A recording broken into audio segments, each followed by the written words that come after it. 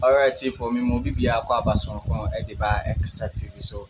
And any dedicated team members also be subscribe to my channel like for adwin group comment section be sure me can be there amount for be sure for about the abontin say Kino Koreata art is a OSP Office of the Special Prosecutor here be declare so I wanted here and then they also babe answer questions be na Kino Koreata free Ghana I say before answer kwa na yeba be so e John Dramani mama in so kwa kwhwe no ho yare ti wo no ho ba bi na aba beto abon say OSB HSK Kino Korea territory na bra sika afa ne nsase yi fa chese enyi sika to na Kino Korea former financial minister na me no ka say OSB a order US intèrpol say omo mfa Kino Korea mfa ne ba omo deporting mfa ne ba no answer questions bi abra ebeto abon say kisi ajabe nsuso any OSP lawyers kasa see what declare one thing maybe say about it subscribe to my channel you can't be a yes it's always Elton.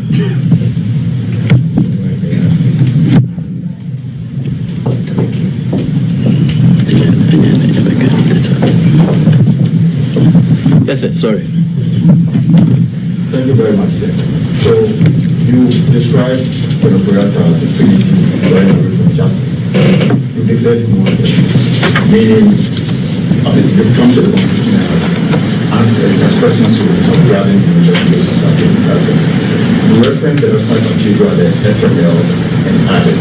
Are you able to provide us some details as to his exact role in this matter that you've come to the conclusion that was present?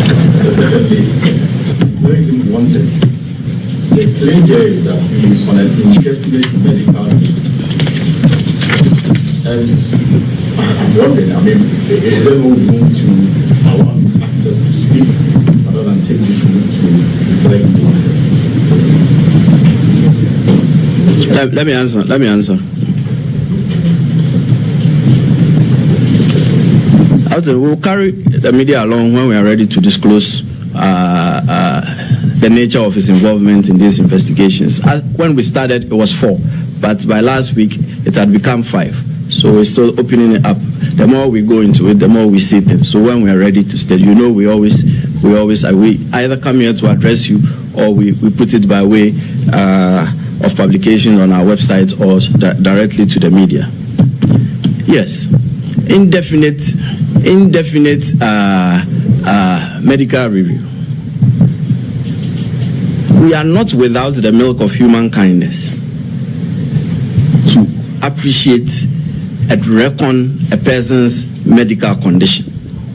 But when you conduct yourself in a certain way to suggest that all you are doing is just a ruse and that you have no intention of returning to the jurisdiction, that is the conclusion we have come to. You see, as I said, the first communication to us was clear that he was away indefinitely from the jurisdiction on medical grounds. Then we pushed further. You cannot tell us that you've gone out of the jurisdiction on medical grounds on your say-so. If you're a serious law enforcement agency, would you just take a person's declaration that, oh, I am so much an invalid that I'm unable to come? You demand to know more, right? And that is exactly what we did. The response that came was unconvincing.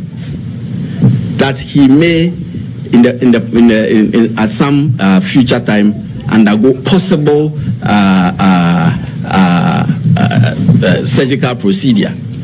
And I said something which is very crucial. There's intelligence available to us, which we do not want to reveal now because it may compromise the investigation. That tells us that, and that's what I stated, that it is just a ruse that he can travel to the jurisdiction. It's not as if he comes to the jurisdiction, we'll promptly lock him up and throw the key away. It is a process we go through. This is a democratic institution with very well prescribed constitutional and statutory legal processes. So what do you fear coming in to answer questions? You can reschedule your appointments in such a way that you can come in and go we will not say you should stay and die at all costs. What kind of persons will we be? So that is not the issue. The issue is your express intention. You've gone away definitely. What do you have to show for it? We get a purported medical letter, a very sketchy one, which tells us that you have scheduled appointments which you need to attend and that you are being reviewed, and there are some future dates you would maybe undergo some surgical procedure. For us, this is unconvincing. And as I stated in my briefing, the letter doesn't say you are so much of an invalid that you can't complain and travel to the jurisdiction. We all fall sick at some point, and we all go seek medical attention wherever. But if you are not at the point of death, if you are not bedridden, if you are not on a stretcher, this is a ruse, and we are unconvinced. As far as we are concerned, he just doesn't want to return to the jurisdiction voluntarily, and we have given him the chance so to do voluntarily, failing which we will pull him to Ghana. Yes, sir. I work with Steve on TV and Cyber.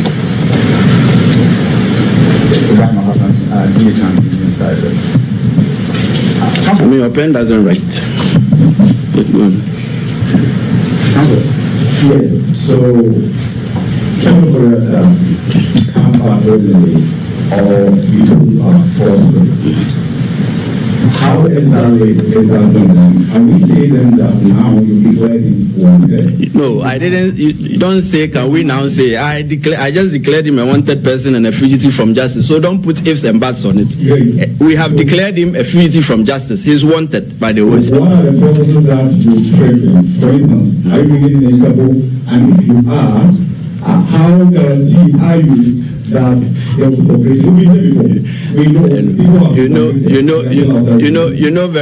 know very well that I don't disclose strategy until I'm ready to do so. See, but a little bit of I don't want to use the word education. I'm a lecturer at heart, so let me put it this way.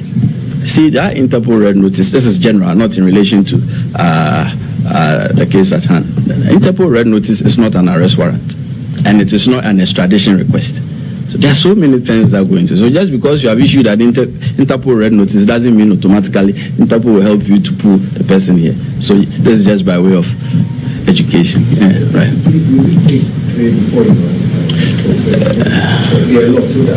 My name is Hansen Agaman. I work for the City of Now, considering the timelines for the engagements with Mr. Ken Ofori-Atta, it appears he left the jurisdiction before you gave him notice that you wanted to engage him. And if that is so, he had taken a decision already to go out of the country indefinitely. Doesn't that defeat your seeking to run away, let's say, from being interrogated? Samuel, I'm overriding you. I'll just answer as we go. It makes the memory fresher. And then the second question is on the read. It's on the read. The read the lawyers wrote to you. They sought to inquire from you if the read was from your outfit. You say it is not from your outfit, but you've gone ahead to say that you think that it's staged or done to an imposter action done to paint you black. But have you in any way compared with other investigative bodies before coming into your conclusion that it's a state? And the final one is, there have been conversations on oral, and one of the things your office have been investigating has to do with the sale of stool lands and state lands. And the conversations we've heard from members of oral has to do with the purchase of state lands by persons who are politically exposed. Now, my concern is that it may happen in a way where you may be investigating the same thing, where the oral team, through the Attorney General, is investigating the same. So to what extent have you been involved with this whole oral thing? Right. Let me answer. As I said, it makes the memory fresher. Johan has been up perpetually. Next one is to you. I see he's giving the microphone to you already. So Right. Your first question. Your intention to leave the jurisdiction indefinitely does not stop us from requiring your presence. You are a citizen of Ghana. You were a public officer. You were a finance minister for a very long time. And if you have decided to go away indefinitely, that is your personal decision. But when a law enforcement agency wants you physically in, you have to show up. You do not have a choice about it. You get me? So your travel arrangements, your travel plans, your travel habits have nothing to do with the law enforcement agency. But at the point where the law enforcement agency informs you that we need you physically, we need to see you